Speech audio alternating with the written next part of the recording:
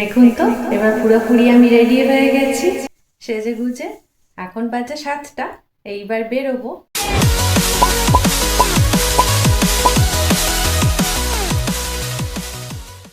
সুপ্রভাত সবাইকে, আবার একটা নতুন ব্লগে সবাইকে স্বাগত। আজকে 17ই ফেব্রুয়ারি সোমবার, আর এখন এই 9টা বাজে। তো আমার চা খাওয়া হয়ে গেছে, ঘরদোর গোছানোও হয়ে গেছে, ফুল গাছে জল দেওয়া হয়ে গেছে।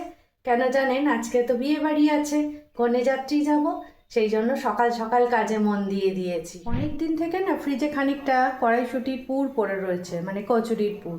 তো আজকে ভাবলাম যে আজকে যেহেতু বিয়ে বাড়ি আছে, বেশি রান্নার ঝামেলা না করে ওই পুরটা দিয়েই কটা কড়াইশুঁটি করে নিই, কড়াইশুঁটি কচুরি করে নিই, তাহলে চটপট খাওয়াটা হয়ে যাবে, টিফিনটা হয়ে যাবে।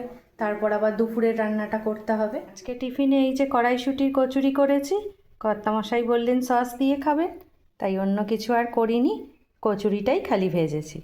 টিফিন খাওয়া হয়ে গেছে, এখন 10:30 বাজে। এইবার রান্নাঘরে ঢুকতে হবে দুপুরের খাবার রান্নার জন্য।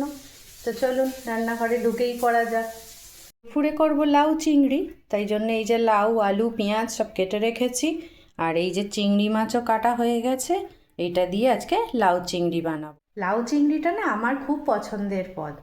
এমন কিছু আসলে বানাতে চাইছি যেটাতে বেশি কিছু আর লাগবে না, অল্প কিছু তরকারি দিয়েই খাওয়াটা হয়ে যাবে। বিয়েবাড়ি যাব না, আর কাজ ছাড়তে হবে তাড়াতাড়ি, তার জন্য লাউ চিংড়িটা চটপট করে ফেলি, ওটা দিয়েই ভাত মেখে খাওয়া হয়ে যাবে, আর বেশি কিছু লাগবে না। চিংড়ি মাছটাকে কড়াই দিয়ে ভাজতে শুরু করেছি, এরপর লাউতের তরকারিটা করে চিংড়ি মাছটা দিয়ে মিশিয়ে নেব। ভালোভাবে কষে নিয়েছি, আর চিংড়ি মাছ আর কড়াইশুঁটিও এর মধ্যে দিয়ে দিয়েছি।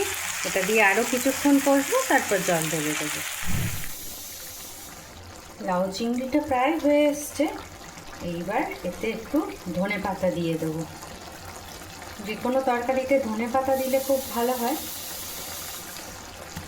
অনেকে আবার লাউ চিংড়িতে রাঁধুনি বাটা দেন আদার সঙ্গে, সেটাও খুব ভালো টেস্ট হয়। তো আমার কাছে এখন আপাতত সেসব নেই, ধনে পাতাটা ছিল, তাই জন্য ধনে পাতাটাই দিয়ে দিলাম।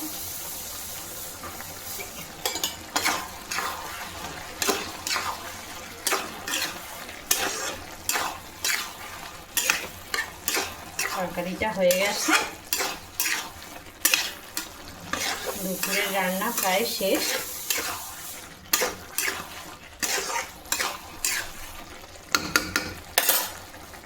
লাউ চিংড়ি রান্না হয়ে গেছে, এছাড়াও ডাল একটু ভাজা করেছি, যদিও খুব শর্ট মেনু করেছি আজকে, তাড়াতাড়ি করব বলে।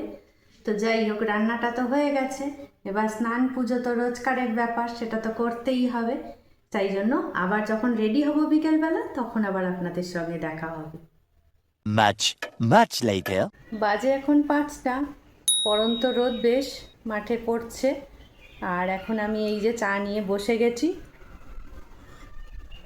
আজকে চা খাওয়াটা একটু তাড়াতাড়ি, কারণ হচ্ছে বিয়ে বাড়ি যাবো বললাম না, কনে যাচ্ছি, তো রেডি হতে হবে। সব কিছু রেডির আগে তো একটু চা আমাকে খেতেই হবে, কারণ চা না খেলে আমি কোনো কাজে এনার্জি পাই না। তার জন্য চাটা আগে খেয়ে নিচ্ছি, এরপর ফ্রেশ হব, তারপর রেডি হব, তারপর রেডি হয়ে আবার আপনাদের দেখাবো।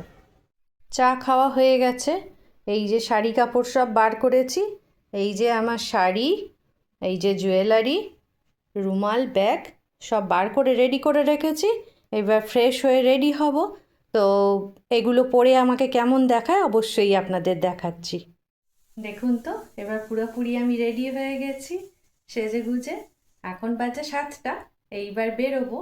তো তার আগে আপনাদের দেখিয়ে দিলাম আমি কেমন সেজেছি। আমাকে অবশ্যই কমেন্ট বক্সে লিখে জানাবেন যে আমার সাজটা কেমন হয়েছে। আর যে কথাটা আপনাদের বলে রাখছি, যে এটা তো আমার বিয়েবাড়ি নয়, আমার বাড়ির বিয়েবাড়ি নয়, সেক্ষেত্রে কতটা আপনাদের জন্য ক্যামেরাবন্দি করতে পারবো সেটা আমি জানি না। তো আমার পক্ষে যেটুকুনি সম্ভব হবে সেটুকুনি আমি আপনাদের দেখাবার চেষ্টা করব, আর না হলে পরে এসে আমার মুখ থেকেই আপনারা গল্পটা শুনে নেবেন।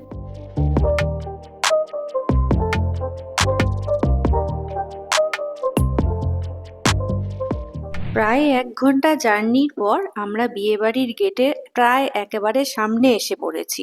যেই বাসটা একটু স্লো করেছে, অমনি সবাই উঠে দাঁড়িয়েছে নামবে বলে।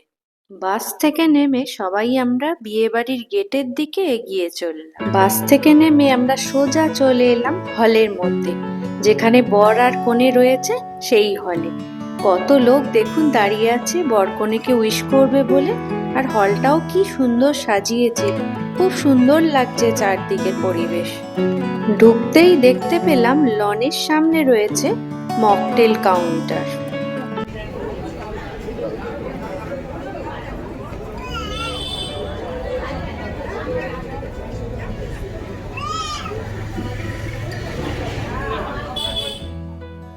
দেখতেই পাচ্ছেন এই উদয় সদন হলটার বাইরের পোর্শনটাও কি সুন্দর আলো দিয়ে সাজানো। সামনেই স্টার্টার কাউন্টার। সব লোক নিমন্ত্রিতরা বিভিন্ন রকম ভাবে এনজয় করছে বিয়ে বাড়ি। আর আমি একটু ঠান্ডা পানীয় নিয়ে খেতে শুরু করেছি। আমার সঙ্গে যারা এসছেন তারাও ঠান্ডা পানীয় নেবেন বলে দাঁড়িয়েছেন। এইবার এসে গেছি বিয়ে বাড়ির আসল জায়গায়, যেখানে মেন কোর্সের খাবার আছে। মেনুগুলো একটু আপনাদের বলে দিই: কড়াইশুঁটির কচুরি, মশলা আলুর দম, ফিশ ফ্রাই, পিস রাইস, এটা হলো ফিশ বেগম বাহার। এরপরে আছে খুশকা পোলাও, মাটন কষা দেখতেই পাচ্ছেন, চিকেন বাটার মশলাও আছে। আর এখানে কুলপির বাটিতে কুলপি রেডি হচ্ছে, সামনে জলের বোতল, সন্দেশ, নতুন গুড়ের রাজভোগ আর চাটনি পাঁপড়ও সবই আছে। পানের কাউন্টারটা ছিল ওপর নিচের মাঝামাঝি জায়গায়। প্রচুর পান সেজে রেডি করাই ছিল। সামনে একটা গণেশের মূর্তিও রয়েছে, চাইলেই আপনি পান সাথে সাথে পেয়ে যাবেন।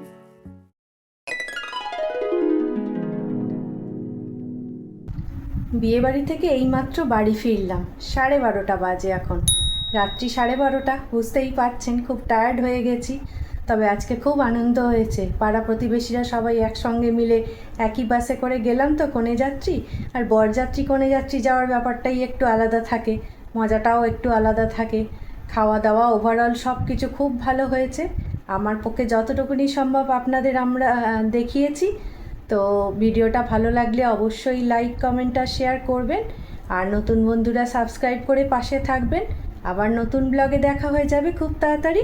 ততক্ষণের জন্য বন্ধুত্বের দাবি নিয়ে আপনারা সবাই খুব ভালো থাকুন, সুস্থ থাকুন আর খুব আনন্দে থাকুন। শুভরাত্রি।